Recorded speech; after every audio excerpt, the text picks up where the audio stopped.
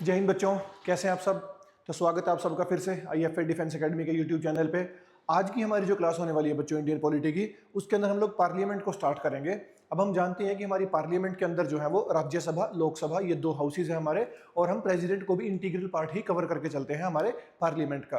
अब प्रेसिडेंट को हमने काफी डिटेल में बच्चों पढ़ लिया है लास्ट वीडियो जो आप देख सकते हो बेसिकली प्रेसिडेंट के लिए, और वो बहुत इंपॉर्टेंट वीडियो है जिसमें एक ही कंप्लीट वीडियो के अंदर प्रेसिडेंट से रिलेटेड जितने भी फैक्ट्स हैं, जितने भी कंसेप्ट है, वो सारे के सारे आपके क्लियर हो जाएंगे। ठीक है, आज हम लोग पार्लियामेंट के अपर हाउस को डिस्कस करेंगे बच्चों। तो हमारे पार्लियामेंट का जो अपर हाउस है बच्चों, उसको हम लोग क्या बोलते हैं, वो है राज्यसभा। ठीक है जी, राज्यसभा जो है वो हमारे पार्लियामेंट का अपर हाउस है बच्चों। ठीक है, लोअर हाउस किसको कहा जाता है, लोकसभा को।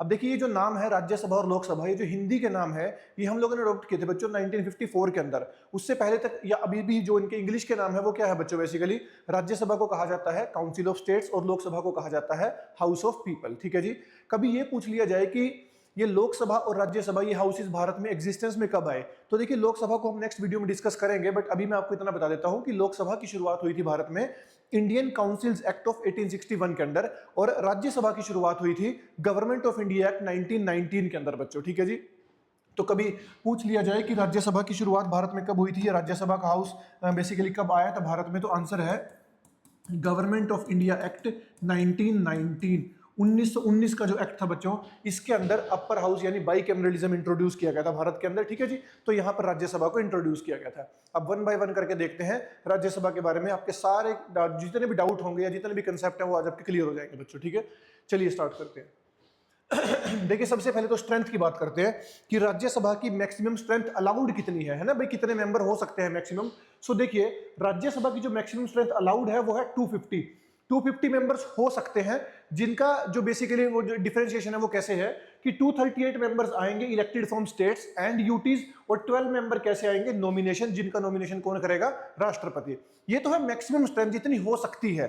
अभी फिलहाल हमारी जो प्रेजेंट स्ट्रेंथ है बच्चों राज्यसभा की वो कितनी है, अभी राज्यसभा के अंदर हमारे होते हैं टोटल 245 एमपीज बेसिकली, है ना, 245 एमपी, जिनमें से 225 आते हैं राज्यों से, बेसिकली इस समय मौजूद 28 राज्य हैं उनसे आते हैं, और 8 मेंबर आते हैं यूटी से।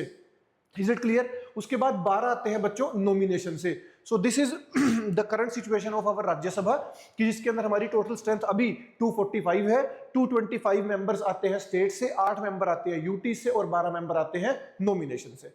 इज इट क्लियर बच्चों। ठीक है, उसके बाद देखिए सीट एलोकेशन, कि सीट्स का जो एलोकेशन है वो किस तरीके से है, तो देखिए ये 4th शेड्यूल के अंदर डिफाइन किया गया है कि किस स्टेट से कितने एमपी जाएंगे राज्यसभा के अंदर, और रिप्रेजेंटेशन दिया गया है किन यूटीज को, दिल्ली, पुडुचेरी और JNK को।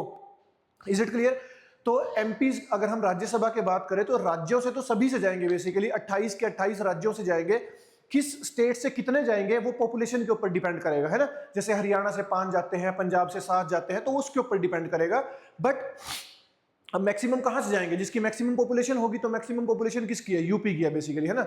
तो इसीलिए अच्छा देखो यूटी से 3 यूटी से राज्यसभा के एमपी जाते हैं बच्चों, दिल्ली से, पुडुचेरी से और JNK से। JNK हाल फिलहाल अभी तक जब हम वीडियो रिकॉर्ड कर रहे हैं तो एक यूटी है बेसिकली, ठीक है। तो अभी वहां उसको भी हम यूटी काउंट करके इन 3 यूटी से राज्यसभा के एमपी जाते हैं। बाकी कहीं से यूटी, किसी यूटी से राज्यसभा के एमपी नहीं जाते हैं। जैसे चंडीगढ़ भी एक यूटी है, बट चंडीगढ़ से लोकसभा की एक सीट है, राज्यसभा की यहाँ पे कोई सीट नहीं है बच्चों। क्लियर होगी बात। तो ये कहां दिया गया है, 4th शेड्यूल के अंदर। तो शेड्यूल याद रखेंगे जो राज्यसभा की सीट एलोकेशन से रिलेटेड है। नेक्स्ट देखिए स्टेट रिप्रेजेंटेशन, कि स्टेट्स का रिप्रेजेंटेशन किससे होता है। सो देखिए बच्चों, elected by MLAs through proportional representation via single transferable vote system. ये मैंने आपको एक वीडियो के अंदर बताया था कि हमारी जो लोकसभा है उसके लिए हमारे देश में क्या होते हैं बच्चों, डायरेक्ट इलेक्शंस होते हैं बेसिकली, है ना, पब्लिक वोट डाल दिया जाकर। बट हमारी राज्यसभा के लिए इनडायरेक्ट इलेक्शंस होते हैं बच्चों, ठीक है। और इनडायरेक्ट इलेक्शंस देखो, MLAs वोट डाल रहे हैं, मतलब पब्लिक तो वोट नहीं डाल रही है, पब्लिक के चुने गए MLAs वोट डाल रहे हैं। तो ये कौन सा इलेक्शन हो गया, इनडायरेक्ट इलेक्शन बेसिकली। और इनडायरेक्ट इलेक्शन हमारे देश में किस मेथड से होते हैं, PR/STVS, proportional representation via single transferable vote system. Is it clear. जिसके अंदर EVM का यूज नहीं होता है, बैलेट पेपर का यूज होता है बच्चों, ठीक है जी। सो ये है राज्यसभा का बेसिकली इलेक्शन का सिस्टम। इनडायरेक्ट इलेक्शन है, ये बात याद रखिएगा, डायरेक्ट इलेक्शन नहीं है बिल्कुल भी, इनडायरेक्ट इलेक्शन है। और साथ में क्या है, नॉमिनेशन है। 12 एमपीज का क्या होता है, नॉमिनेशन होता है बच्चों, ठीक है। चलिए जी, मेथड मैंने आपको बता दिया। लोकसभा के लिए होंगे डायरेक्ट इलेक्शन, राज्यसभा के लिए इनडायरेक्ट इलेक्शन, ठीक है। MLAs वोट डालेंगे। नेक्स्ट देखते हैं बच्चों, नेक्स्ट है यूटी रिप्रेजेंटेशन। सो देखिए यूटीज का जो रिप्रेजेंटेशन है ना वो इनडायरेक्टली ही है basically elected by members of A, but यहाँ पर एक स्पेशल इलेक्टोरल कॉलेज बनता है अलग से यूटीज के केस में, वो लोग वोट डालते हैं बेसिकली जाकर और फिर हमारे यूटी से राज्यसभा के एमपी का चुनाव होता है बच्चों, ठीक है। फिर देखिए टर्म, तो ये थोड़ा ध्यान रखने वाली बात होगी कि राज्यसभा के एक एमपी का जो टर्म होता है बच्चों वो कितना होता है, वो होता है 6 साल का। लोकसभा के एक एमपी का टर्म होता है 5 साल का, बट राज्यसभा के एक एमपी का टर्म कितना होता है बच्चों, 6 साल का टर्म होता है, ठीक है। अब देखिए जी, क्योंकि जो राज्यसभा है हमारा ये कॉन्टिन्यूइंग चैम्बर है। कॉन्टिन्यूइंग चैम्बर का मतलब है कि राज्यसभा जो है वो एक परमानेंट हाउस है, परमानेंट, जो डिसॉल्व नहीं होता है बेसिकली, ठीक है, परमानेंट हाउस है। थोड़ा समझ लेते हैं इस बात को। देखिए जैसे लोकसभा है हमारी, है ना, लोकसभा में अब चुनाव होते हैं हमारे, जैसे अभी 2024 में इलेक्शंस हुए हैं ना, बीजेपी की तीसरी बड़ी सरकार बनी है, तो अब वो पूरे 5 साल के लिए आप मान के चलिए भी अगर सरकार चलती है, सरकार के पास मेजोरिटी रहती है, तो वो 2029 तक सरकार चलेगी। बट होगा ये कि 5 साल के बाद जाके सभी के सभी एमपीज का कार्यकाल एक साथ खत्म हो जाएगा, तो उसको हम कहते हैं कि लोकसभा डिसॉल्व हो गई है, क्योंकि सभी एमपीज का कार्यकाल खत्म हो गया बच्चों। Is it clear? राज्यसभा के अंदर सभी एमपीज का कार्यकाल एक साथ खत्म नहीं होता है, इसीलिए इसका टर्म 6 साल भी रखा गया बच्चों, ये भी एक रीजन है। अब कैसे, मैं आपको समझाता हूं, अभी के लिए आप इस बात पे गौर कीजिए कि राज्यसभा के अंदर सभी के सभी एमपीज का कार्यकाल एक साथ जाकर खत्म नहीं होता है। इसमें क्या होता है कि हर 2 साल के बाद ना, हर 2 साल के बाद 1/3 मेंबर्स रिटायर करते हैं बच्चों। मतलब क्या कहा मैंने कि आफ्टर एवरी 2 इयर्स, हर 2 साल के बाद 1/3 मेंबर्स क्या कर जाएंगे, रिटायर कर जाएंगे, है ना। तो मान लीजिए पहले 2 साल के बाद 1/3 ने रिटायर किया, फिर नेक्स्ट 1/3 ने किया, फिर नेक्स्ट 1/3 ने किया। तो देखिए 6 सालों में टोटल कितना आ गया, इसका टोटल कितना बन गया, 1 बन गया। फाइनली एलसीएम लेंगे जब आप इसका, तो इससे हमें क्या पता लगा कि 2 साल के बाद 1/3 गए, फिर 2 साल के बाद 1/3 गए, फिर 2 साल के बाद 1/3 गए, और इतने में पिछली जो सीटें खाली हो रही हैं उन पे इलेक्शन होके नए एमपी चुनकर भी आ रहे हैं basically. Are you getting a point? नए एमपी चुनकर भी आ रहे हैं। तो इसी तरीके से ये रोटेशन बन गया। अब हर 2 साल के बाद 1/3 जाएंगे, नए आएंगे, 2 साल के बाद 1/3 जाएंगे, नए आएंगे। तो इससे क्या होगा कि एक भी पॉइंट ऐसा नहीं आएगा जब सभी के सभी एमपीज का कार्यकाल एक साथ खत्म हो जाता हो। अगर सबका कार्यकाल एक साथ खत्म हो जाता तब ये दिक्कत की बात थी, तब ये हाउस परमानेंट ना होकर लोकसभा की तरह बेसिकली डिसॉल्व होता ये हाउस भी। बट राज्यसभा कभी डिसॉल्व नहीं होता है, Rajya Sabha is a permanent house बच्चों। Is it clear? यहां पर मैं आपको एक चीज और भी बता देता हूं कि जैसे जब पहली बारी राज्यसभा का गठन हुआ था ना 1951-52 में, तो देखिए तब जब अगर मान लीजिए 1951-52 में जब राज्यसभा के फॉर एग्जांपल 240 एमपीज हमने इलेक्ट कर लिए है ना, 240। अब देखिए कौन से वो 80 एमपीज होंगे, 1/3 कितना होगा 240 का, 80 हो गया ना, तो कौन से वो 80 एमपी होंगे जो सबसे पहले 2 साल के बाद जाएंगे, क्योंकि आए तो सभी 6 साल के लिए हैं। तो 1954 में किसको रिटायरमेंट दे, तो इस चीज का फैसला करने के लिए बच्चों लॉटरी निकाली गई थी। तो जिन 80 बंदों का नाम बेसिकली उनके ऊपर आया था, उनका कार्यकाल 1954 में खत्म हो गया था। Are you getting point? फिर 56 में अगले 80 को रिटायर किया गया, फिर 58 में अगले 80 को रिटायर किया गया। इस तरीके से फिर सर्कुलेशन बन गया पूरा। तो याद रखेंगे राज्यसभा में सभी एमपीज का कार्यकाल एक बारी में खत्म नहीं होता है, हर 2 साल के बाद 1/3 मेंबर्स क्या कर जाते हैं, रिटायर कर जाते हैं बच्चों। इसीलिए राज्यसभा क्या है, परमानेंट हाउस है, कॉन्टिन्यूइंग चैम्बर है। क्लियर? चलिए जी, उसके बाद नॉमिनेशन मैंने आपको बताया कि 12 एमपीज कैसे आते हैं, नॉमिनेशन से आते हैं। बट नॉमिनेशन किस किस फील्ड में होता है बेसिकली, लिटरेचर में, साइंस में, आर्ट में और सोशल सर्विस में। आर्टिकल 80 क्लोज 3 याद रखिएगा भाई, राज्यसभा के एमपीज के नॉमिनेशन के लिए जो ग्राउंड मेंशन है। तो ये 4 फील्ड है। अगर इन 4 फील्ड में कोई बहुत बेहतरीन काम करता है, जैसे लिटरेचर, आर्ट, सोशल सर्विस या साइंस की फील्ड में, तो फिर उसको राज्यसभा के एमपी नॉमिनेट किया जा सकता है पूरे 6 सालों के लिए बच्चों। क्लियर होगी बात? और कितने एमपी हो सकते हैं नॉमिनेशन से, तो 12 मेंबर हो सकते हैं, 12 मेंबर हमारे यहाँ नॉमिनेशन से आ सकते हैं भाई, ठीक है। चलिए जी आगे देखते हैं। नेक्स्ट है क्वालिफिकेशंस। तो राज्यसभा का एमपी बनने के लिए क्या क्वालिफिकेशन चाहिए? देखिए सबसे पहले तो कॉन्स्टिट्यूशन में जो मेंशन्ड है बेसिकली वो देखिए आप, संविधान में, ओरिजिनल कॉन्स्टिट्यूशन में। एक तो है कि वो भारत का नागरिक होना चाहिए, ओथ और एफर्मेशन बेसिकली शेड्यूल 3 से उसका होना चाहिए, सिटीजन ऑफ इंडिया होना चाहिए बेसिकली वो। दूसरा एज कितनी होनी चाहिए, 30 ईयर्स, है ना। राज्यसभा के केस में एज 30 ईयर्स होती है बच्चों, लोकसभा के केस में 25 साल होती है, 25 ईयर्स होती है। उसके बाद other qualification as prescribed by parliament. तो कॉन्स्टिट्यूशन ने पार्लियामेंट को पावर दे दी थी कि आप और क्वालिफिकेशंस भी बेसिकली कैटेगराइज कर सकते हो। तो उसी पावर को यूज करते हुए पार्लियामेंट ने पास किया representation of peoples act 1951, RPA 1951, जिसके अंदर कुछ और क्वालिफिकेशंस मेंशन की गई। क्या? सबसे पहले तो must be registered as an electoral for a parliamentary constituency. वो एक चीज ध्यान रखेंगे, राज्यसभा का एमपी देश में किसी भी कॉन्स्टिट्यूएंसी से बंदा बन सकता है, चाहे वो किसी भी स्टेट का रहने वाला हो। फॉर एग्जाम्पल, अगर कोई दिल्ली का रहने वाला है, कोई एमपी का रहने वाला है, तो वो पंजाब से, हरियाणा से, किसी भी राज्य से वो राज्यसभा का एमपी बन सकता है। बस वो किसी ना किसी, पूरे देश में जितनी हमारी कॉन्स्टिट्यूएंसीज हैं, तो किसी ना किसी कॉन्स्टिट्यूएंसी के अंदर रजिस्टर्ड वोटर होना चाहिए। बेसिकली वो, उसका वोट वहां पर बना हो, तो फिर वो किसी भी कॉन्स्टिट्यूएंसी से चुनाव लड़ सकता है। Is it clear? इस बात को याद रखेंगे, लोकसभा के केस में भी ऐसा ही है, राज्यसभा के केस में भी ऐसा ही है बच्चों। क्लियर होगी बात? नेक्स्ट चलिए आगे। Must be a member of SC ST community for reserved seats. अगर रिजर्व्ड सीट्स के ऊपर जा रहे हैं तो फिर SC ST कम्युनिटी से होना चाहिए बेसिकली। चलिए जी, नेक्स्ट देखिए, डिस्क्वालिफिकेशंस। डिस्क्वालिफिकेशंस कॉन्स्टिट्यूशन के अंदर क्या मेंशन्ड है बच्चों? तो कॉन्स्टिट्यूशन में ये मेंशन्ड है कि एक तो अगर उसके पास कोई ऑफिस ऑफ प्रॉफिट है ना, किसी और तरीके से भी वो सरकारी इनकम से कोई ना कोई बेनिफिट चल रहा है बेसिकली, तो उस केस में डिस्क्वालीफाई हो जाएगा। फिर भारत का नागरिक नहीं है, अगर वो सिटीजन नहीं है भारत का, किसी फ्रॉड तरीके से कागज दिखा के वो एमपी बन गया राज्यसभा का, तो भी डिस्क्वालीफाई हो जाएगा। अनसाउंड माइंड कोर्ट डिक्लेयर करेगा। तो अनसाउंड माइंड मतलब वही आप कह लो, नॉर्मल गतिविधियां नहीं है, कुछ भी ऐसी जी की दिमागी हालत पूरी तरीके से या बात करने में या जवाब देने में वैसे नहीं है, पर इस चीज का फैसला कोर्ट करता है कि वो पर्सन ऑफ अनसाउंड माइंड है या नहीं है बेसिकली, ठीक है। उसके बाद अनडिस्चार्ज इंसॉल्वेंट, कि भाई ऐसा तो नहीं है कि जमीन प्रॉपर्टी पैसा बहुत ज्यादा है और उसका ब्यौरा या हिसाब किताब नहीं है, इनकम नहीं दिखा पा रहे हैं बेसिकली। उसके बाद एक्वायर्ड फॉरेन सिटीजनशिप, वो वही बात हो गई कि उसने बाद में भारत से कहीं और की नागरिकता ले ली बेसिकली, है ना, कनाडा की या कहीं और की, तो फिर भी हम क्या कर देंगे, उसको डिस्क्वालीफाई कर देंगे फ्रॉम राज्यसभा एमपी।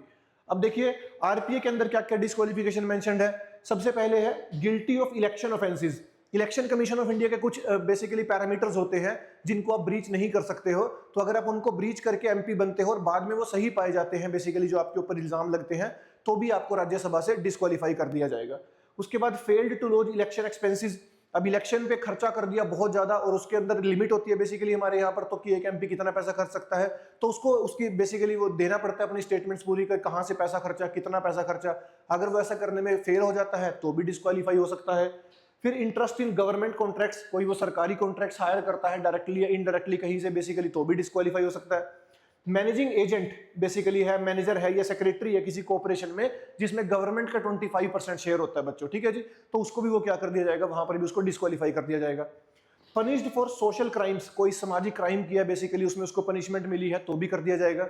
उसके बाद डिसमिस्ड फॉर करप्शन, वो किसी गवर्नमेंट ऑफिस में था, पहले गवर्नमेंट एम्प्लॉय था, वहां से उसको करप्शन के बेस पे अगर डिसमिस किया गया है तो फिर भी वो राज्यसभा का एमपी नहीं बन सकता, उसको डिस्क्वालीफाई कर दिया जाएगा। Is it clear? इन सभी केसेस के अंदर ये जो डिस्क्वालिफिकेशन के केसेस हैं, इनमें election commission of India check करता है बच्चों ये सब कुछ कि उसको किस ग्राउंड पर डिस्क्वालीफाई किया जाएगा। और election commission of India disqualification के लिए फिर बोलते हैं प्रेसिडेंट को, और ये जो एडवाइस होती है ईसीआई की प्रेसिडेंट को, ये बाइंडिंग होती है बच्चों, बाइंडिंग उनके ऊपर, ठीक है जी, वो मना नहीं कर सकते इस चीज से प्रेसिडेंट। मतलब अगर इलेक्शन कमीशन ऑफ इंडिया ने बोल दिया कि इस एमपी को डिस्क्वालीफाई करना है तो फिर वो डिस्क्वालीफाई करना पड़ता है उनको। क्लियर होगी बात? तो ये जो ग्राउंड्स हैं, इनमें दोनों में अंदर, इसमें भी election commission of India he decide करता है बच्चों। क्लियर? नेक्स्ट देखिए आगे। नेक्स्ट है disqualification on the basis of defection. अब ये एंटी डिफेक्शन लॉ है जिसको हम अलग से पढ़ेंगे, एक पूरी वीडियो बनाएंगे इसके ऊपर, एंटी डिफेक्शन लॉ के ऊपर, है ना। मोटी सी बात ये है कि ये दल बदल कानून होता है बेसिकली, कि अगर आप किसी एक पर्टिकुलर पार्टी की सीट पर जीत कर आए हैं और फिर जीतने के बाद आप अपनी पार्टी चेंज कर लेते हैं और दूसरी पार्टी में चले जाते हैं, तो फिर उनके ऊपर डिफेक्शन लगा के उनको डिस्क्वालीफाई किया जा सकता है बच्चों, ठीक है। सो देखिए, सबसे पहली बात तो यह है कि डिस्क्वालिफिकेशन का जो केस है उसको डिफेक्शन के केस में कौन डिसाइड करता है? चेयरमैन। यहाँ पे ईसीआई का रोल नहीं होता है बच्चों, इलेक्शन कमीशन ऑफ इंडिया पे। यहाँ पे डिसाइड कौन करता है? जो प्रिसाइडिंग ऑफिसर है। लोकसभा के केस में स्पीकर और राज्यसभा के केस में चेयरमैन। जुडिशरी रिव्यूएबल है, आप जो बंदा डिस्क्वालीफाई किया गया है डिफेक्शन के बेस पे, उसको वो जाकर कोर्ट में चैलेंज कर सकता है कि हो तो लोहान जजमेंट के बाद बेसिकली ये चीज हो गई थी कि हाँ, कोर्ट में चैलेंज किया जा सकता है अगर किसी पर्सन को गलत तरीके से डिस्क्वालीफाई कर दिया गया। तो ग्राउंड्स क्या क्या है? वॉलंटरी लीविंग द पार्टी, अपनी मर्जी से पार्टी छोड़ दी आपने जिसकी टिकट पर आप जीत कर आए थे। Voting contrary to party direction, आपकी पार्टी एक बिल के समर्थन में वोट कर रही है, आप उसके ओपोजिशन में वोट कर रहे हो, कुछ भी ऐसा जब आप अपनी पार्टी के खिलाफ जाते हो।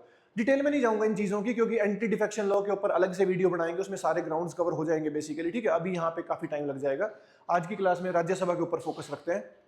नेक्स्ट देखिए, वेकेटिंग ऑफ सीट्स। बेसिकली क्या हो अगर एक मेंबर डबल चुन लिया जाए, क्या होता है इन केसेस के अंदर, तो वो देखते हैं। देखिए डबल मेंबरशिप नहीं हो सकती है किसी भी हाउस मतलब बोथ हाउसेज के अंदर कि एक सेम टाइम पर एक एमपी या तो राज्यसभा का एमपी हो सकता है या तो लोकसभा का एमपी हो सकता है, वो दोनों का एमपी नहीं हो सकता सेम टाइम पर बेसिकली, ठीक है।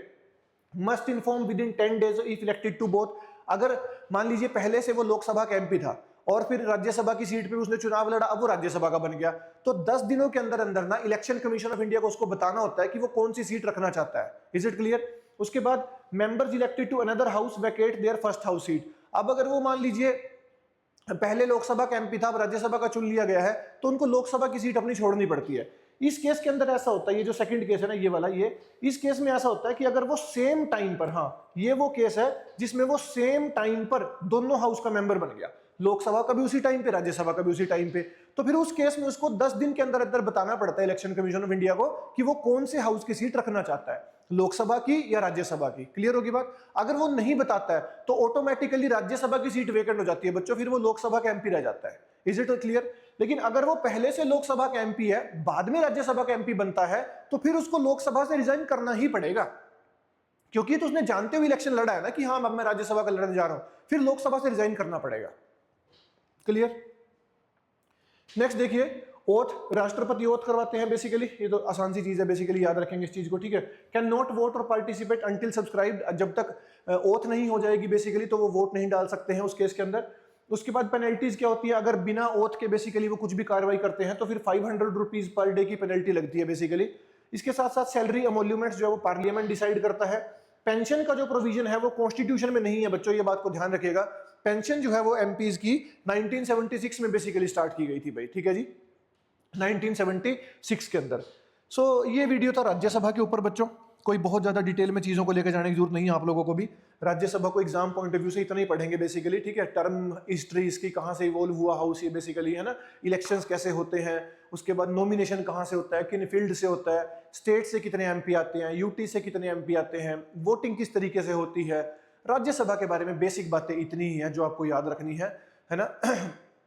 उसके बाद राज्यसभा की एक दो पावर्स भी होती हैं अलग से, जो लोकसभा से थोड़ी बढ़ के होती है बच्चों, उनके ऊपर हम ना जब हमारा बेसिकली वीडियो बनाएंगे जिसमें लोकसभा और राज्यसभा को कंपेयर करेंगे, तो उसके अंदर मैं आपको दिखाऊंगा कि कहां कहां पर राज्यसभा के पास भी ओवरराइडिंग पावर्स होती हैं लोकसभा से। कुछ एक दो केस है ऐसे, उनको हम वहां पर देखेंगे बच्चों, ठीक है। तो अगली वीडियो के अंदर हम लोग डिस्कस करेंगे लोकसभा के बारे में। तो हमारा राज्यसभा, लोकसभा, प्रेसिडेंट हमने पहले कर लिया है, तो पूरा पार्लियामेंट यहां से कवर हो जाएगा बच्चों, ठीक है जी। प्राइम मिनिस्टर के ऊपर भी एक वीडियो अलग से बना दी है जो आप लोगों ने देख ली होगी। तो ये कुछ फैक्चुअल वीडियोस हैं बेसिकली जो कई सारे एग्जाम्स को टारगेट करते हुए बनाई जा रही हैं बच्चों, ठीक है। तो इसी के साथ बने रहिए, देखते रहिए चैनल को। Thank you. जय हिंद, जय भारत।